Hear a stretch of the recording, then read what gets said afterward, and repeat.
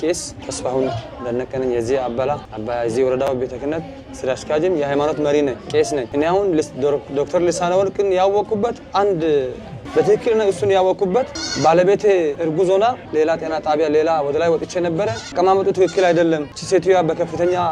ሆስፒታል በዶክተር መታየት አለችበት ተባለ ዶክተር ልሳን ጋር ይዤ መጣው እግዚአብሔር ይመስገን አስተኝቶ አልትራሳውንድ አይቶ ምንም ማን ነው ያለው እንደዚህ ይሄን ቃል ማን ነው ያለው ሰላማዊ ነው አቀማመጡም ሰላማዊ ነው በሆድ ውስጥ ያለው ህፃኑ ወንድ ልጅ ነው ምንም ችግር የለውም ሰላማዊ ነው ስለዚህ ምንም ስጋት አይግባቦት ምንም አይዝጉ በሚል አጻንቶኛል እውነት አሁን እኔ እንደ ሃይማኖት መሪ በጣም አዘኛለሁ በመውጣቱ በጣም አዘኛለሁ እኔ በጣም አዘኛለሁ ከዚህ አባያን ለቆ 3 አመት ሙሉ አገልግሎ እንደ ወንድም ነው አሁን እኔ የትም ባገኘሁት ጊዜ ያ ውለታ አለብን እንደ ወንድም ነው እኔ ራሴ ሰርቼ ባመጣው አባያ አሁን ግን ትልቅ ውለታ ያደረገልን ሰው አስበን እንደ ሃይማኖት መሪ ይወጣል ይሄዳል አልተባልን ወረዳው መንግስት ሆነ ምንም ሆነ በአፈና ወጣ ከዚህ ሄደ ተቀየረ ሲል ሰምተናል በዚህ በመቀየሩ በ3 አመቱ ያገኘነው አገልግሎት እኔ ይሄ አልልም በቃ እኔ ዛሬ አሁን ከዚህ ወላይታ ገንዘብ ከፍዬ ያላነሰ መንገድ ተጉዤ እጄ ትራንስፖርቱ ታስቦብኝ ህክምናው መኝታው ሁሉ ታስቦብኝ ይሄ ለዚህ መከራ ተዳርገናል እዚህ እሱ ባለበት ጊዜ ሶዶ የምናገኘውን አገልግሎት በአቅራቢያው ላይ እዚህ አባያ ላይ አግኝተን እውነት እግዚአብሔር አምላክኛን ካሉ ከታላላቆች ከተማዎች ጋር አንድ አድርጎናል ብለን ስናመሰግን ነበር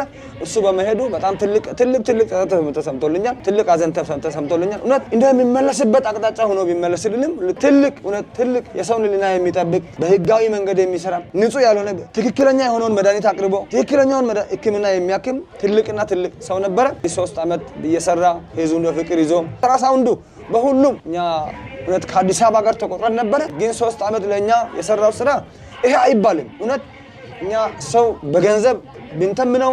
እንዲሁ እግዚአብሔር ይስጥ ማለት ነው እንጂ ከባድ ነገር ለኛ የተሰራው ስለዚህ አሁንም ቢሆን ዶክተር ልሳነ ወርቅን ያወቅነው እውነት በዝምድና አይደለም በስራው ነው አውቀናል እውነት በጓደኝነት አይደለም በስራው አውቀናል በህክምና አውቀናል ትክክለኛ ዶክተር በመሆኑ አውቀናል ከዚህ ሀገር የሄደበት ምክንያትም ለኛ አልታወቀም እኔ በራሴ በኩል ትልቅ አዘን አለኝ እውነት ትልቅ ጥረት አለኝ ለምን ወጣ ለምን ሄደ ማን ሊጠይቅ ወዴት ተመለሰ ማን ነው ሂድ ያለው እንዴት ሆነ የሚል